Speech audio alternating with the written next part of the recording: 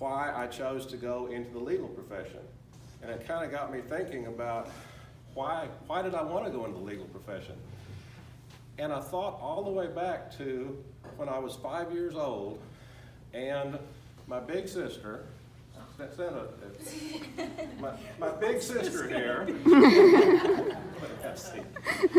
and at that time, when I was 5 years old, she actually was bigger than me.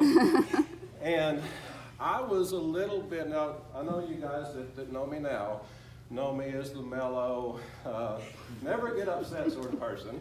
But when I was younger, I did have a little bit of an edge to me when I was 5 years old.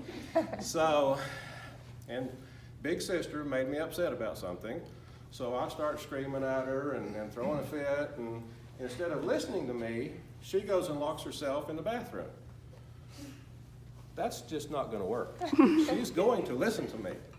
So, as a 5-year-old, I went and got my favorite crayon, got a piece of paper, wrote down every dirty word I could think of, slid it under the door to her. By golly, she's going to hear this. She's going to see this.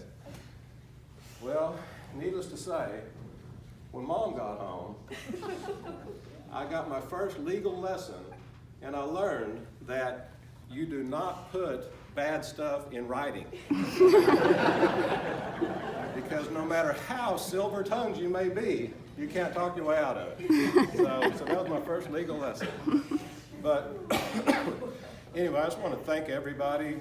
Thank Judge Sullivan for giving me this opportunity. Thank Judge McBee and Judge Fry for all the help that they've given me already, and I know they're all going to be giving me lots of help in the future. I want to thank thank the court clerk's office, the courthouse staff here, the DA's office, the bar from LeFlore County, Haskell County bars here. Thank all you guys for everything that you have helped me with over the years, kind of helped me develop into the person that I am today. And I also want to thank, and not as an afterthought, but I also want to thank my family for all of their support. Granddaughters, definitely my wife, Leah, my son-in-law, my big sister, Dad, I'll come back to Dad in a minute, the sisters-in-law, brothers-in-law, stepson, daughter, for everything that you guys have done for me. And I want to talk a little bit about Dad. And I know he says, no, don't do this.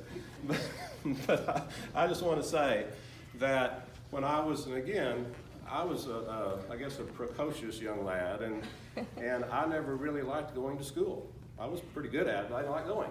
So, and I don't know if it's that way now or not, but back then you could miss 9 days per 9 weeks. So I would miss as much as possible, go to work with my dad. And Dad, he eventually wound up having a construction company, having a ranch, several dozers, scrapers, tracos, backhoes, very successful. But when he started out, when I was little, he would actually build houses by himself. I know it's hard to believe, but he would go out, put up maybe 16-foot section of wall, stand it up, brace it up, put up another section, put up the ceiling joists, get on top of them, put the rafters up. And when I was little, I would go to work with him. And every once in a while, I'd put a ladder under it whenever he needed it and kind of help him a little bit. But he would give me little tasks to do, little jobs. And one time I went back to him and said, Dad, I can't do this. His reaction was, there's no such word as can't. It's got to be done. And basically, I know that's sounds somewhat simple, but there's a great lesson there. If there's a job that has to be done, you can't say I can't, because if you aren't able to do it, someone else is going to have to. So that stuck with me my entire life, from when I was a kid, when my dad told me that. And I just want to say to you guys, that's the attitude that I want to continue. If I have a job to do, of course it has to be within my jurisdiction as a special district judge, I will get it done. Thank you guys for coming. I think we have some